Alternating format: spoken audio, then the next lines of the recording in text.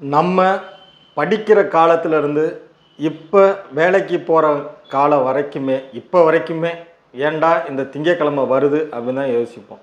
ஏன்னா ஞாயிற்றுக்கிழமை முழுவதும் ஒரு நாள் ஃபுல்லாக லீவு, ரெஸ்ட் எடுக்கலாம், வீட்டில் தூங்கலாம், டிவி பார்க்கலாம், குடும்பத்தோடு எங்கேயாவது வெளியே போகலாம். இந்த மாதிரி பல்வேறு விஷயங்கள் நடக்கும். ஞாயிற்றுக்கிழமையில் வீட்டில் மட்டன் எடுக்கலாம், சிக்கன் எடுக்கலாம், சாப்பிட்லாம், ரெஸ்ட் எடுக்கலாம். இந்த மாதிரி பல்வேறு விஷயங்கள் நடக்கும். திங்கக்கிழமை காலையில் ஆனோடனே ஐயோ அப்பா வேலைக்கு போகணுமே, ஸ்கூலுக்கு போகணுமே அப்படிங்கிற ஒரு மனநிலை தான் பெரும்பான்மையாக எல்லோருக்கும் இருக்கும். ஆனால் நாளைக்கு வரப்போகிற திங்கக்கிழமையை நாடே எதிர்பார்த்துக்கிட்டு இருக்கிற மாதிரி நம்மளும் பெருசாக எதிர்பார்த்துக்கிட்டு இருக்கோம். ஏன்னா நாளைக்கு தேர்தல் முடிவுகள் வரும்.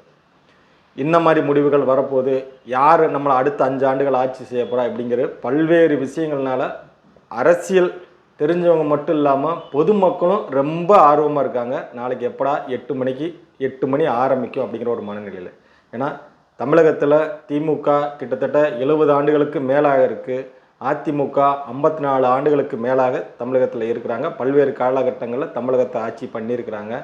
அவங்களுமே ஒரு தேர்தல் முடிஞ்சால் இந்த கட்சி தான் வரும் அப்படிங்கிறத ஒரு மாதிரி தெளிவாக எல்லாருனாலையும் கணிச்சிட முடியும். அரசியல் விமர்சனம் அப்படின்னு பத்திரிகையாளர்னு எல்லாமே சொல்லிடுவாங்க, இவங்க தான் வருவாங்க. ஆனால் இந்த முறை கட்சி ஆரம்பித்த சில வருடங்களிலே தனித்து போட்டிகிட்டு இருக்கிற நம்ம நடிகர் விஜய் அவர்களால் யார் ஆட்சிக்கு வருவாங்கங்கிறத தெளிவாக சொல்லவே முடியலை. பல்வேறு கருத்து கணிப்புகள் வருது, இவங்க வருவாங்கன்றாங்க, அவங்க வருவாங்கன்றாங்க, யார் வருவாங்கன்னு நமக்கு இன்னும் முழுமையாக தெரியல.